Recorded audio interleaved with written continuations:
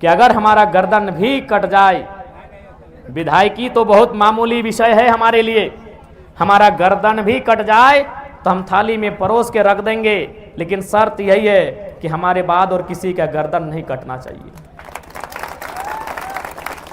और ऐसा नहीं कि हम ये कोई फिल्मी बात कह रहे हैं। हम एक 30 हो गया, 30 साल का लड़का है और शायद झारखंड की असेंबली का पहला कुंवारा विधायक हैं इस बार का।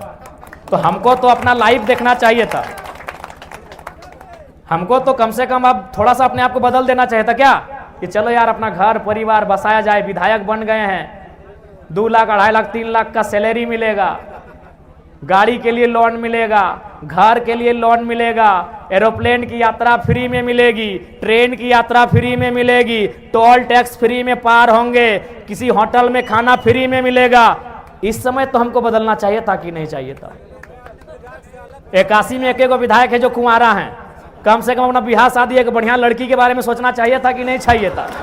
लेकिन फिर भी वही मिजाज है, वही आक्रामकता है, वही तेवर है, वही गुस्सा है और वही फर्स्टे बोली है कि विधायकी और गर्दन जेब में लेके चलते हैं। कहे न दर्द है इस सीने में। नहीं अब तो हम चाहेंगे तो बदल भी जाएंगे, तो अब क्या कर लेंगे।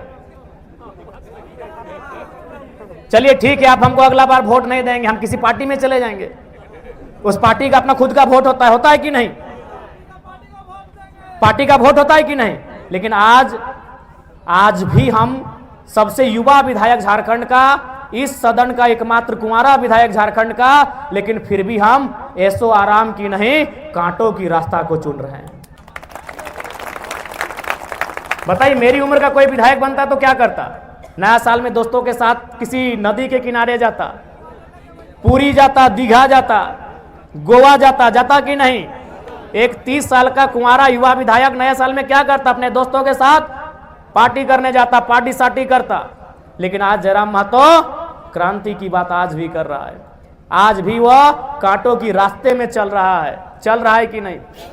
क्योंकि हम चाहते हैं इस राज में बदलाव हो, इसलिए हमें आज फिर कहेंगे, ये कोई हम बनावटी बात नहीं कर रहे हैं, ये हम कोई एक कहने और भाषण की बात नहीं कर रहे हैं। जिस दिन हमारे गर्दन को चाहिए, लेकिन शर्त है कि मेरे गर्दन के बाद और कोई गर्दन नहीं कटनी चाहिए। बस एक ही तो शर्त है कि मेरे गर्दन के बाद और कोई दूसरी गर्दन झारखंडियों की नहीं कटनी चाहिए। बस यही मेरा सोच है। बाकी जिस दिन चले कम से कम बदलाव तो होगा। अगर मेरे गर्दन कटने से झारखंड में बदलाव होगा, रैयत विस्थापितों को हक मिलेगा, सामाजिक न्याय की स्थापना होगी, तो मुझे अपने गर्दन से एक जरा भी प्यार नहीं है। लेकिन वही शर्त है कि मेरे बाद फिर कोई गर्दन नहीं। हम भी सोचे कि भाई क्या कारण है कि झारखंड के लोग मुझे इतना प्यार करते हैं। कारण यही है, वही एक लाइन कि हम लड़ते लड़ते थक चुके हैं। उन झारखंडियों के इस लड़के में लड़ने का जज्बा दिखा है, और कोई दूसरी बात नहीं है। एक ही लाइन, ज्योतिलाल महतो की उस किताब में एक ही लाइन है कि हम लड़ते लड़ते थक चुके हैं। हम सदियों से लड़ रहे हैं। हम अंग्रेजों के काल से लेकर, उद्योग घरानों से लेकर, सामंत से लेकर, पुलिस की लाठियों से लड़ते लड़ते थक चुके हैं। अब हम चाहते हैं कि हमें छोड़ दो, अब हम पे रहम करो, अब हमें बख्श दो, हमें दामोदर और स्वर्णरेखा की नदियों के किनारे हमें हमारे हाल में छोड़ दो। हम लड़ते लड़ते थक चुके हैं। इसलिए आज ये झारखंड के लोग, सच्चाई यही है, निर्मल का बलिदान, कभी सुनील का बलिदान, कभी बिरसा की शहादत, कभी तिलका मांझी, कभी रघुनाथ महतो। आज ये झारखंड के लोग, सच्चाई है, इस सिस्टम से हार चुके हैं, इस सिस्टम से पनाह मांग रहे हैं, इस सिस्टम से रहम की भीख मांग रहे हैं कि हमें छोड़ दो भाई। हमारा गांव लेना है, ले जाओ, हमारी जमीन छीननी है, ले जाओ, हमारे गांव को बर्बाद करना है, ले जाओ, हमारी फसलों को बर्बाद करना है, वो भी कर दो, लेकिन हमें छोड़ दो, हम हार चुके हैं। तो जयराम महतो के रूप में उन्हें उस हार में एक जीत दिख रही है। जयराम महतो के रूप में एक लड़ाकू दिख रहा है, जयराम महतो के रूप में उन्हें एक फाइटर दिख रहा है। इसीलिए वो लड़का बात धनबाद में करता है और उसे कान लगाकर कोल्हान में भी सुनते हैं। दूसरा कोई कारण नहीं है। बहुत मार्मिक लाइन है कि हम लड़ते लड़ते थक चुके हैं, हमें छोड़ दो। हमने किसी का कुछ नहीं बिगाड़ा था, हमने टाटा का कुछ नहीं बिगाड़ा, लेकिन टाटा ने हमारा बिगाड़ा है। हमने उषा मार्टिन का कुछ नहीं बिगाड़ा है, लेकिन उन्होंने बिगाड़ा है। हमारे गांव, हमारे खेत उजाड़ के चले गए। हमने किसी का कुछ नहीं बिगाड़ा है। एक कंपनी का बताइए हमने कुछ बिगाड़ा है, लेकिन उन्होंने हमारा बिगाड़ा है। जमीन हमसे लिया, आज अब क्या किया आपने, जमशेदपुर बसा दिया आपने, यूपी बिहार के लोगों को लाके अपने बसा दिया। क्या हाल हुआ हमारा? आज हम वहां मुखिया और सरपंच बनने के लायक नहीं रह गए, विधायक और सांसद तो बहुत दूर की कोड़ी हो जाएगी। हमने जमीन किन कारणों से दिया और क्या घटित हुआ इस जमशेदपुर में? इसलिए आज लगता है कि झारखंड को अगर बचाना है तो सबसे पहले मेरा जो अनुभव कहता है इन 3 सालों का, मेरी जो समझ कहती है, ये समझ यही कहती है कि सबसे पहले झारखंड को बचाना होगा, खंड यानी जमीन के टुकड़े को बचाना होगा। अगर आज हमारा जमीन का टुकड़ा बच जाएगा तो हमें नुकसान नहीं होगा। कुछ लोग अगर नौकरी करने चले भी आएंगे ना, ठीक है, वो बिहार का हो, उत्तर प्रदेश का हो, अगर हमारा जमीन हमारा रहेगा, वो भाड़ेदार बन के रहेगा, वो किराएदार बन के रहेगा, वो 30 साल की नौकरी करेगा, वो वापस चला जाएगा।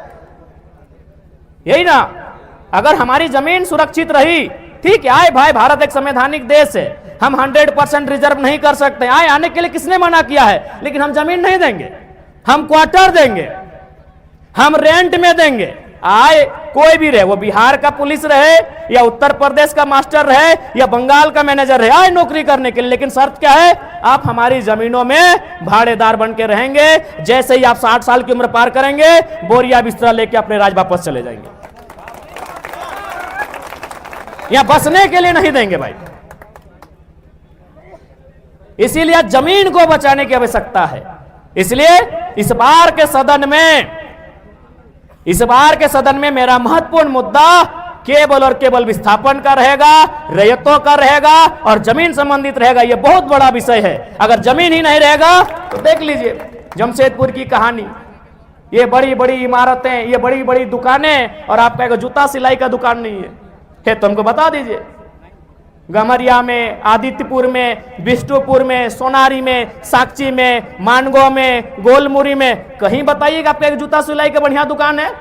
बताइएगा आपका कपड़े का दुकान है? बताइए क्या है? आप केवल और केवल कस्टमर बन के रह गए हैं, ऑनर कोई और बन गया। इसलिए कुछ भी देंगे, जमीन रेंट में देना है, जमीन लीज में देना है, हमेशा के लिए ना मिले, ये कानूनी व्यवस्थाओं को मजबूत करने की आवश्यकता है। और नहीं तो जमीन गया यानी लोग गए यानी भाषा, संस्कृति, शैली, परंपरा सब खत्म हो गई, सब खत्म हो गई।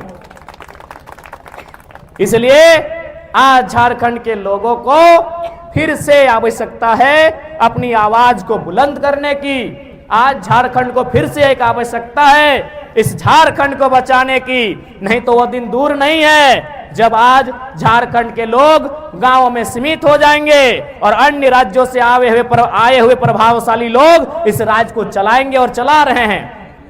डायरेक्ट रूप से संपत्ति को चला रहे हैं और इनडायरेक्ट रूप से सत्ता को चला रहे हैं।